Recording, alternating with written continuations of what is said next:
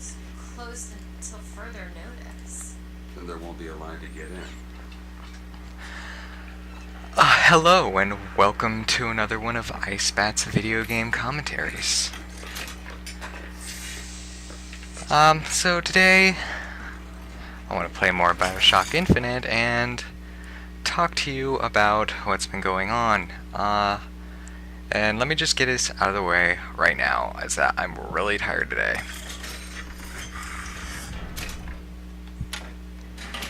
Especially after everything that went on the last week.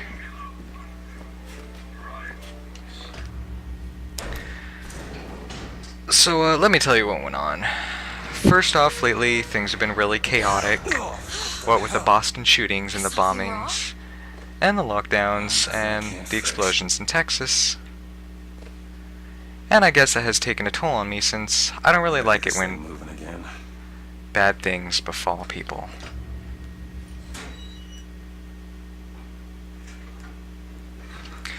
Which may be one of the reasons why I drank probably every day last week. Oh, Sabee, I hate these things. Just kill it. No, it'll sting me. Elizabeth! I have a better idea.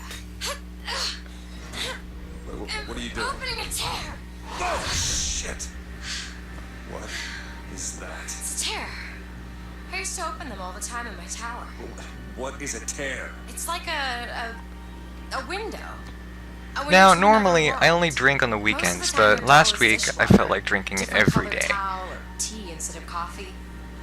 But sometimes I see something amazing, and I pull it through. There. Good God. I don't suppose you've got an airship in there? I don't think so. But Which probably isn't good, there is something. considering that rampant alcoholism is prominent in my family history. I'm trying! Close it! Although I still decided to give it a shot. You see what I did I there? don't really understand what I just saw back there. But it sure as hell looks like Now- a shortcut to getting us killed. But I could help. I can handle whatever comes along. Trust me. Have it your way, I suppose. Now, I don't know why it is that these things affect me like that when bad stuff happens. I guess I just get depressed when bad stuff happens. Which, actually, upon reflection, does make some sense. I just generally don't like it when things blow up or bad things happen to people, and it sucks because bad stuff happens all the time. Floating in the mist, by man forsworn, by heaven kiss. I've especially never liked it when people get shot. More so when people around me get shot. And that has happened before. Against savage man or foreign horde, 'tis Comstock who takes up the sword. He puts himself in way.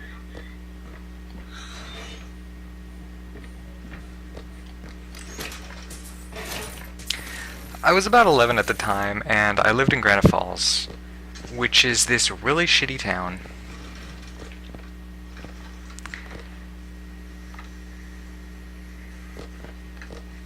In Washington. Don't get me wrong, it's a beautiful place. Filled with trees and dirt and mountains. And there are animals such as deer, which I have seen. Many times, actually.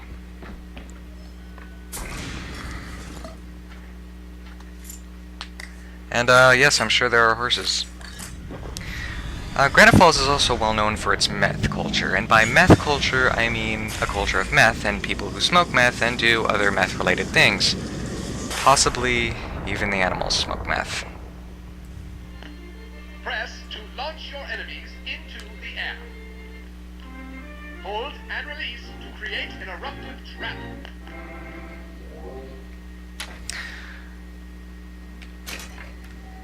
Well, doesn't that look like fun? Okay, so now that you've taken Granite Falls 101, I'll get back to my story. When we strike, we will teach Cornelius Slate a lesson. Now, Now, I was about 11 at the time, and I lived up the Mountain Loop Highway.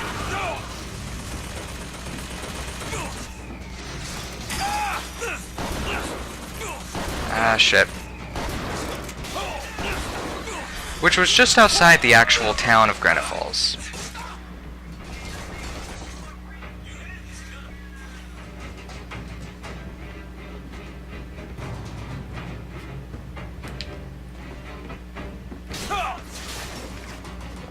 And, I'm getting shot here.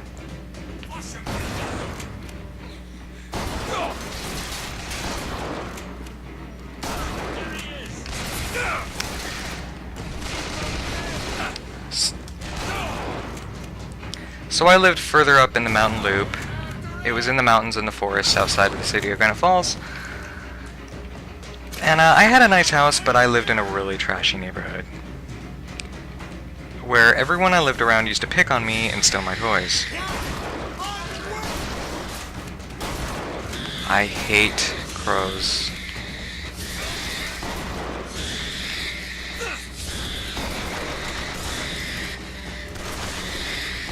Oh my god.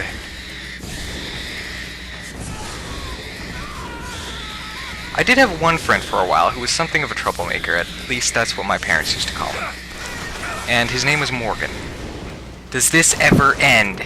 Are you seeing this? Are you seeing this? This is all he does! Oh my god, you gotta be kidding me! Ah. I told you, I hate crows. Okay, now that that is done with. Okay, on second thought, I think those tears of yours might come in handy next time we're in a scrape.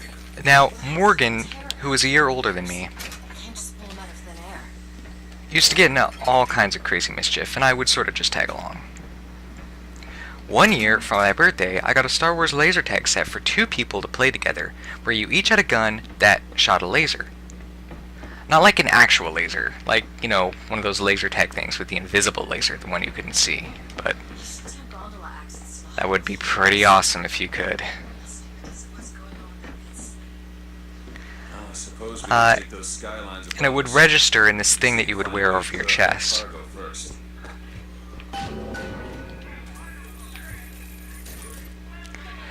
One summer, we spent a good week doing nothing but running around the neighborhood, shooting each other back and forth from sunup to sundown.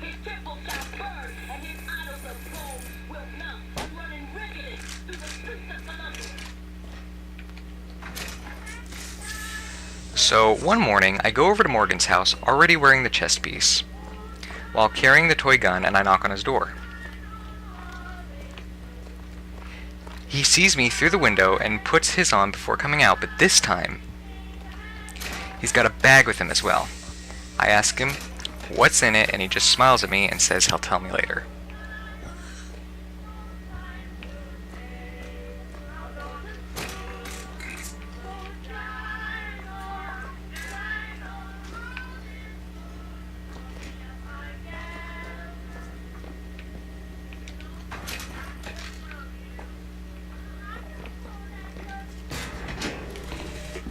Got a tip there were contraband guns hidden in the fellow traveler.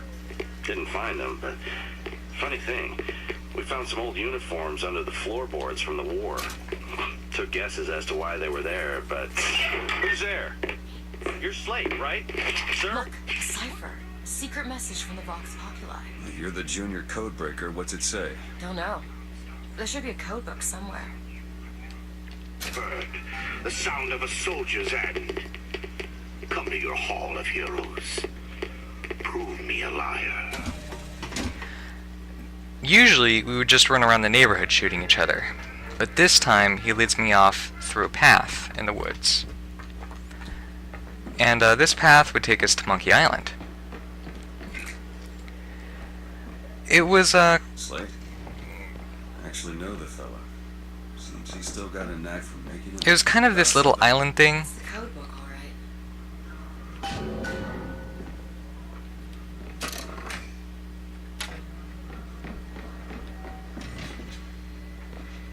Crack the Vox code. It was kind of this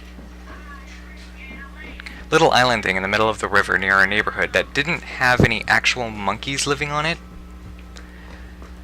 At least at the time. I don't know about now, but it didn't then. Looks simple enough. The hat to the fox. Well, there must be more to this place than meets the eye. Okay, well that was easy.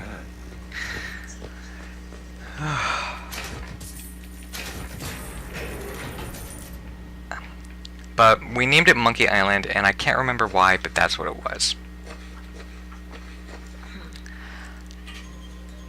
As we're walking through the woods, he shoots me close up, which we had both clarified in the rules of laser tag was off limits and was cheating. Everybody's having a drink. And back then, that shit was for I don't real. want to be a part of their world. I don't want to be a part of their culture, their politics, their people. The sun is setting on their world, and soon enough, all they gonna see is the dark.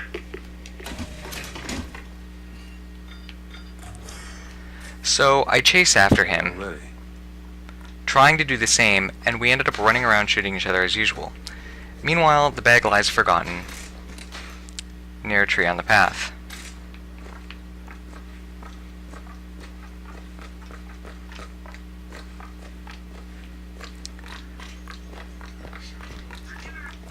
Time goes by and it's almost lunchtime. Where did these guys come from?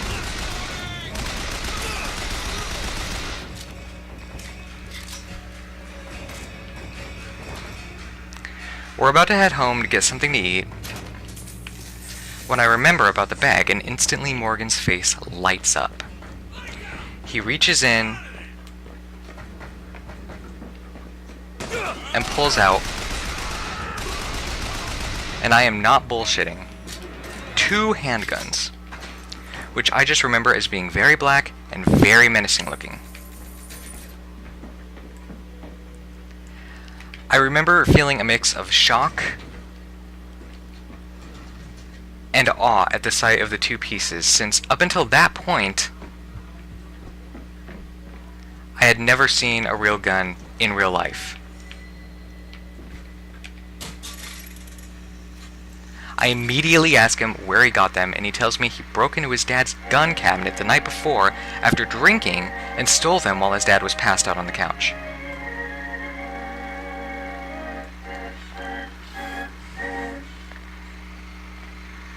He gives me one of them, and I'm feeling the weight of the gun in my hands. And I'm just in awe at the realness of it all.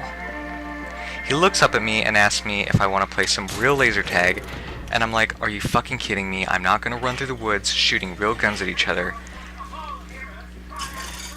And then he just laughs and tells me that they were BB handguns. Handguns that shot BBs.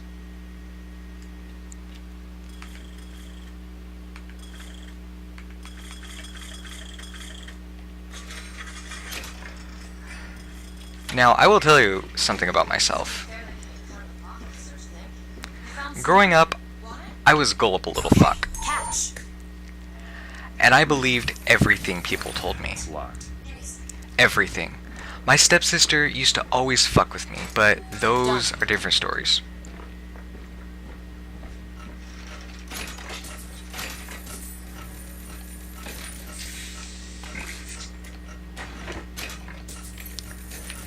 So, being the little gullible kid that I was, I pointed the gun to his chest because I was going to shoot him. Close range with what I thought was a BB gun, which I knew would still hurt like hell. And at the time, I was just thinking that it would be the most hilarious thing to do. And that I would also be getting him back for cheating in our game earlier.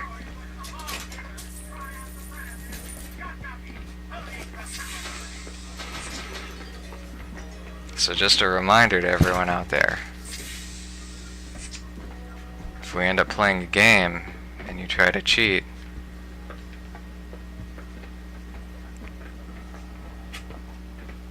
I'll splatter your heart all over the floor. I kid. Just before I pull the trigger, what am I doing? Where am I going? What am I doing? I'm going up here. just before I pull the trigger, one of our white trash neighbors comes along and asks us what we were doing. Now bear in mind that he was the uncle to one of the huge families that lived on our street that used to pile up garbage all over the place.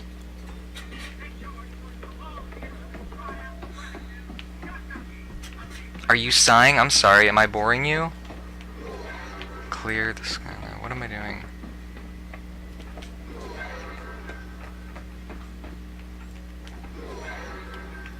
I'm looking for the shock jock stuff.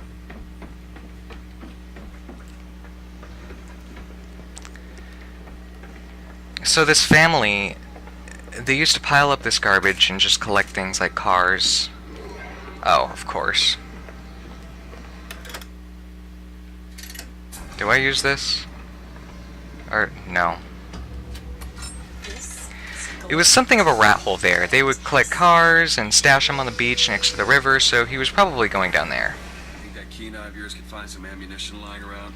Sure could. He walks up to us, and Morgan gets this wide-eyed look in his face when the guy mentions his dad and how he shouldn't be playing with his guns.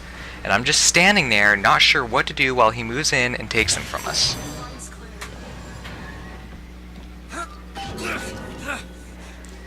Morgan suddenly runs up, pushes the guy, he steps back, and one of them goes off, and I shit you not, fires right into his foot.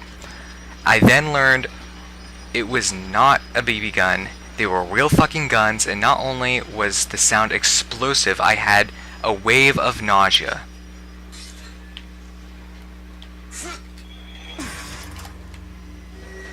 At the thought that I was about to kill my friend, that he had brought real guns for us to play with, that someone right next to me was shot and was now crippled on the ground holding his foot, and I could only imagine my mouth wide open and my face pale as a ghost.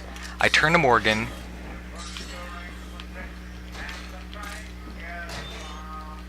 and I call him a sick fuck, and he's just hysterical. He is laughing his ass off at the entire scene. And Morgan, he's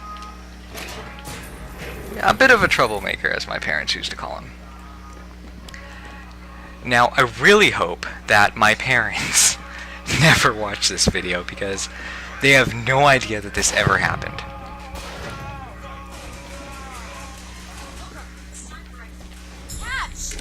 Sweet. Ow.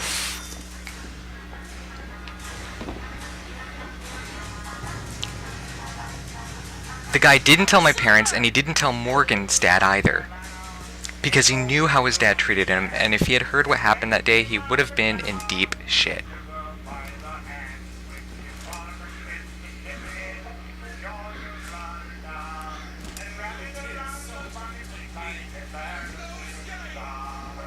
He would have been in deep shit.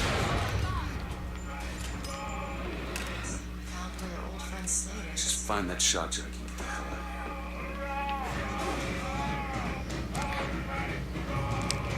It turned out that the bullet had only scraped the skin off the side of his foot, so it wasn't that bad an injury. The only reason the guy didn't say anything to my parents was because he knew that they would have told his parents.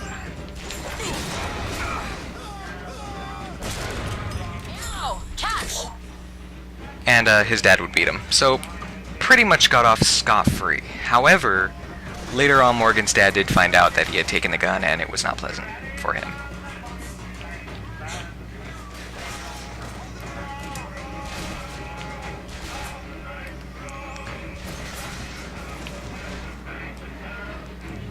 Yeah, and ever since then I've not really enjoyed it when people get shot.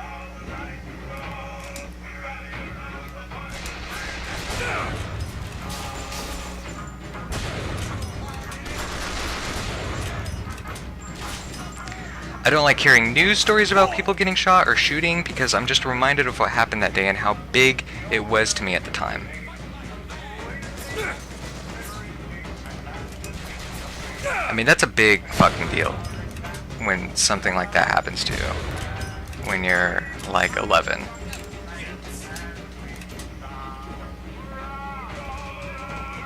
And The only prior experience I'd had to violence up until then was my dad viciously beating me during every one of his drunken rampages every night. I kid. Or do I? That'll do. Okay, no, but seriously. So the main point of the story, let's see. Guns are bad. You don't need 7 bullets to kill a deer. In fact, I don't even need 1. Deers are pussies.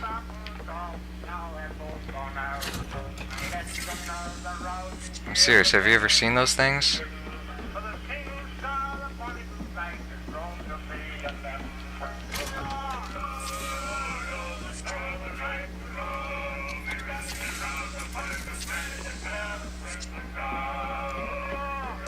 So, this has been Icebat. Thank you for watching. Don't forget to like me, subscribe, and obsess.